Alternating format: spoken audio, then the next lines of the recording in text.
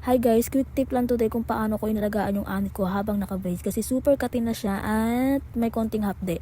Alam niyo yun, 8 days na naka-braids pero hindi ko pa matatanggal. So ayun, ito yung ginawa ko. Since gabi na, unang ginawa ko is nag-cold compress lang ako. Kumuha lang ako ng malinis na basang bimpo at ipinatong sa anit ko.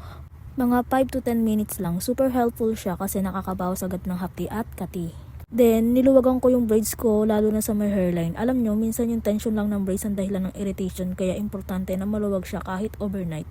Importante rin na huwag mo nang gumamit ng oil ngayon. Wala naman akong ibang hair oil kundi yung para sa dandruff. At don't use too much oil kasi oil can trap heat and sweat sa anit at mas lalo lang nakakairita sa kati. Lastly, habang nagpapahinga, nilagay ko lang sa pan para fresh at cool yung anit at tiniyak na loose lang yung buhok bago matulog para hindi lalala ang tensyon at irritation. Kinabukasan, tinanggal ko na agad yung braids. Hindi ko na pinatagal kasi ramdam ko na kailangan na talagang magpahinga ng anit ko.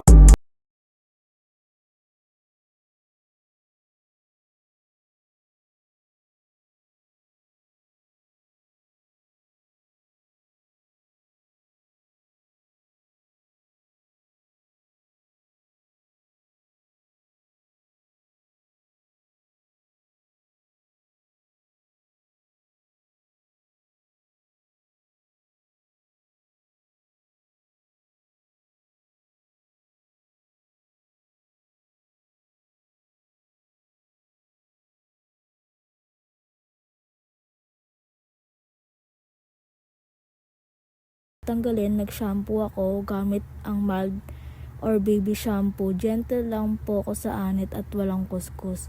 Habang naliligo ako, napansin ko na maraming buhok ang nalagas pero normal lang yan lalo na pag galing sa braids. Yung mga buhok na natural na nalalagas araw-araw, naiipon lang sila tapos sabay-sabay lumalabas pag nag-wash ka na. After maligo, hindi ko muna sinuklayan yung buhok ko. Basang buhok kasi mas marupok kaya hinayaan ko muna siyang mag-air dry. Electric fan lang, walang blower para hindi ma-stress lalo yung hair at anit.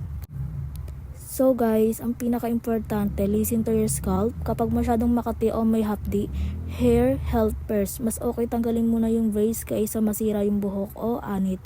Hope this helps sa inyo na naka-braids. Stay comfortable and enjoy your hairstyle without pain. Thank you for watching.